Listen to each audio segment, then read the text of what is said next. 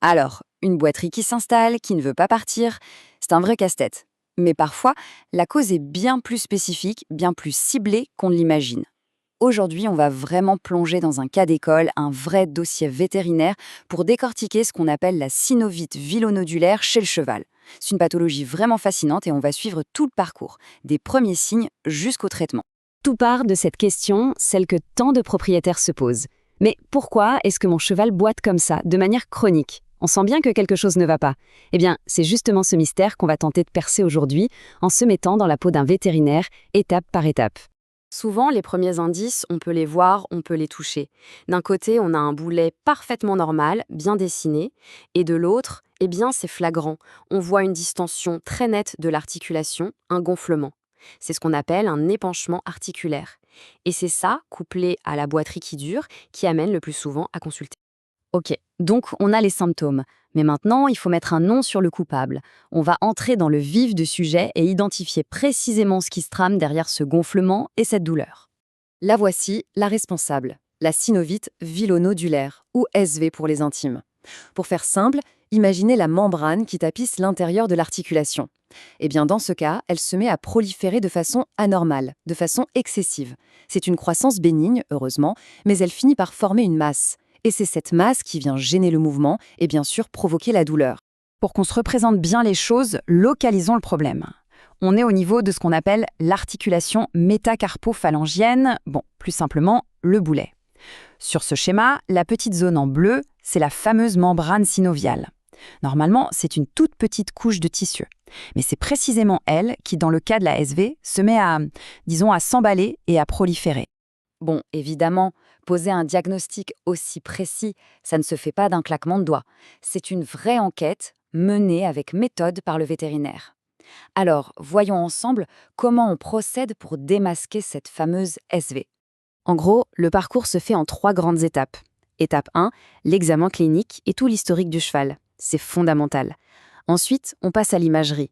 On peut faire une arthrographie, une sorte de radio avec un produit de contraste pour bien faire ressortir les contours de l'articulation.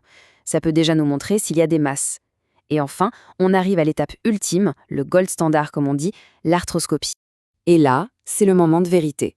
Ce qu'on voit à l'écran, ça vient directement de l'intérieur de l'articulation, filmé avec une toute petite caméra. Et là, on les voit, ces masses un peu rougeâtres, nodulaires, c'est la signature visuelle de la synovite vilonodulaire. À ce stade, le doute n'est quasiment plus permis. Mais pour être sûr à 100%, on va encore plus loin. On passe du macro au micro. On prend un échantillon de ces tissus et on l'analyse au microscope. C'est l'histologie. Et là, on découvre des marqueurs totalement invisibles à l'œil nu. De nouveaux vaisseaux sanguins, des cellules dites géantes et des dépôts d'hémosidérine. En fait, ce sont juste des petites traces de fer qui viennent de micro-saignements. C'est vraiment la signature biologique de la maladie. La preuve ultime. Ok, le diagnostic est posé, c'est certain. La question, maintenant, c'est qu'est-ce qu'on fait? Alors parlons du traitement et surtout des chances de réussite pour le cheval. La solution numéro 1, c'est la chirurgie. L'idée est simple, il faut aller enlever cette masse qui s'est formée, la retirer complètement pour que l'articulation soit à nouveau libre. Dans certains cas un peu plus compliqués, on peut aussi utiliser la radiothérapie en complément. D'ailleurs, c'est une pratique qui est documentée et qui a fait ses preuves depuis les années 70. Et là, on arrive à la très bonne nouvelle. Les résultats sont vraiment encourageants. Le pronostic est excellent. Pour donner un chiffre concret, une étude de cas a montré que sur 14 chevaux traités, 13 ont eu une réponse favorable. On parle d'un taux de succès qui dépasse les 90%. C'est énorme et ça donne forcément beaucoup d'espoir. Mais il y a un mais, et il est important. Juste après cette excellente nouvelle, il faut nuancer avec un avertissement. Tout se joue sur la précision du geste chirurgical. Si le chirurgien n'enlève pas absolument toute la lésion, si l'excision est incomplète, eh bien le risque de récidive, il est bien réel. Donc la clé d'une guérison qui dure, c'est vraiment une excision complète. Parce que, bien sûr, la médecine vétérinaire, ce n'est pas toujours un long fleuve tranquille. C'est trop simple. Tous les cas ne sont pas des cas d'école. Il y a des formes atypiques et il y a aussi d'autres maladies qui peuvent ressembler à s'y méprendre à la SV. Et ça, évidemment, ça vient compliquer le diagnostic.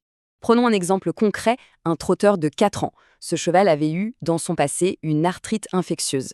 Eh bien, après l'opération, quand on a analysé les tissus, surprise, les caractéristiques ne collaient pas tout à fait au profil classique de la SV. L'hypothèse, c'est que l'inflammation passée avait un peu modifié le tableau. Ça montre bien à quel point l'historique médical d'un animal est crucial.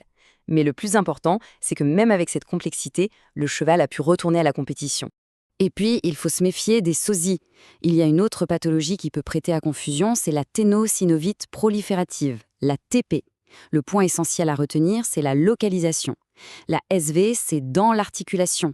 La TP, ça touche la gaine du tendon. Ce n'est pas au même endroit. L'analyse des tissus est aussi différente et, chose intéressante, l'ATP semble toucher plus particulièrement les chevaux de race Mangalarga Marchador, ce qui n'est pas du tout le cas pour la SV. Bon, après tout ce parcours, qu'est-ce qu'on doit vraiment retenir? Faisons une petite synthèse des points les plus importants, et puis on va essayer de voir comment cette maladie du cheval s'inscrit dans un contexte un peu plus large. Et c'est là, je trouve, que ça devient absolument fascinant. Cette pathologie qu'on voit chez le cheval n'est pas unique en son genre. En fait, on la considère comme l'équivalent de ce qu'on appelle la synovite vilonodulaire pigmentée chez l'humain. C'est une maladie qui touche aussi nos articulations. Et ça, forcément, ça ouvre des portes incroyables pour la recherche comparée. Alors pour résumer tout ça en 4 points clés. 1. La SV est une cause majeure de boiterie chronique du boulet. 2. Pour être sûr du diagnostic, c'est arthroscopie plus histologie. La caméra et le microscope. 3.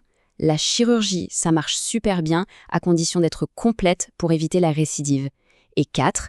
Il faut toujours penser aux cas qui sortent de l'ordinaire et aux maladies qui peuvent y ressembler. Et tout ça, ça nous amène à une dernière question, une question pour ouvrir la discussion. Ce cas de synovite vilonodulaire nous montre de manière très concrète à quel point la santé animale et la santé humaine sont connectées. Alors si on continue à étudier ces parallèles, à faire ces ponts entre les espèces, qu'est-ce qu'on pourrait découvrir d'autre pour faire avancer la médecine pour tout le monde? La question reste ouverte.